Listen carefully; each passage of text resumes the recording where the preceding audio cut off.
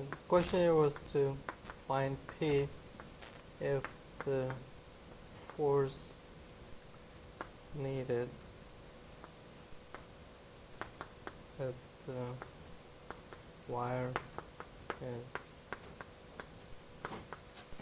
450 pounds. So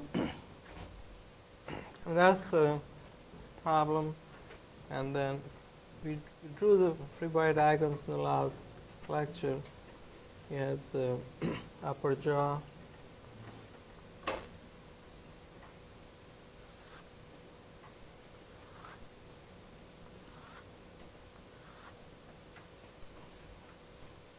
we had the bottom jaw,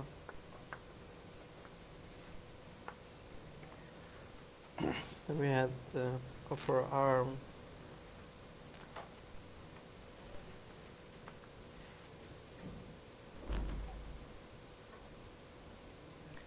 then the force on the wire here is 450 pounds, and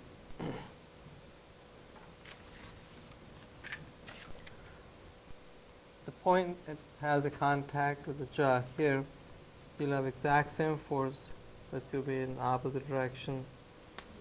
So that's 450 pounds.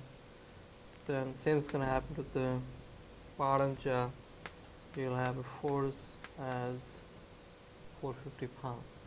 So those are the applied forces at the end of the jaw. Then you have the point A, that's the pin.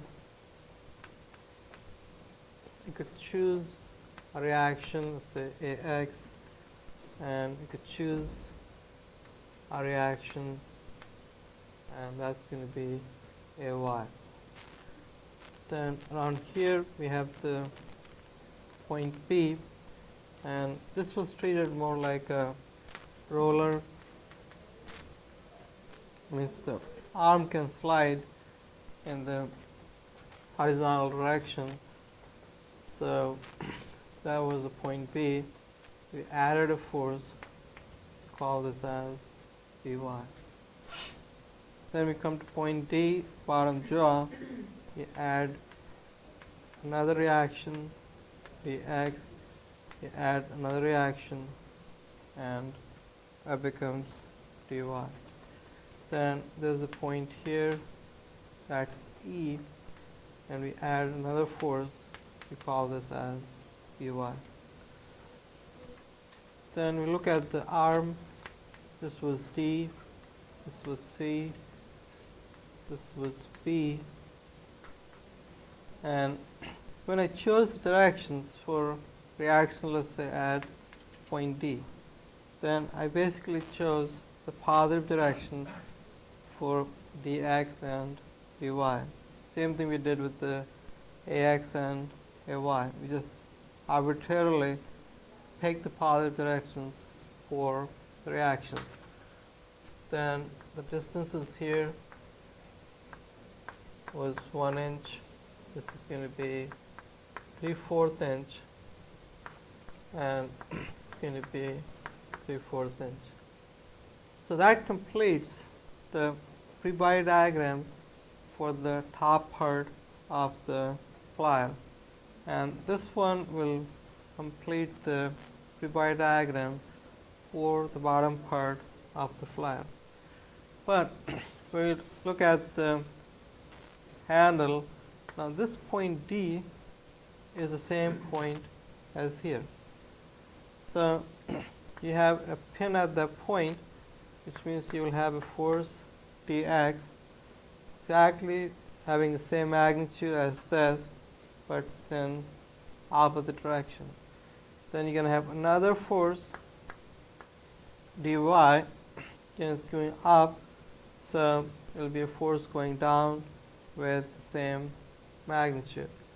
Then C is again another pin, so I could choose, let's say, reaction Cx and another reaction Cy. Again, the directions are chosen for being positive.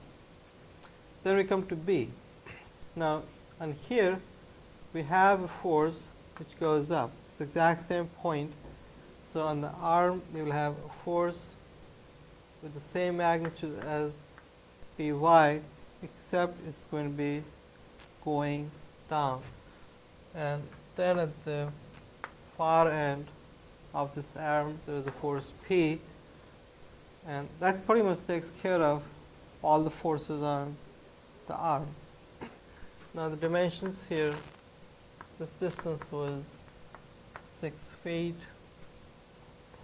The perpendicular distance between point B and C is 3/4 of an inch. Then again the perpendicular distance between C and D is also 3/4 of an inch. Now what we need is this.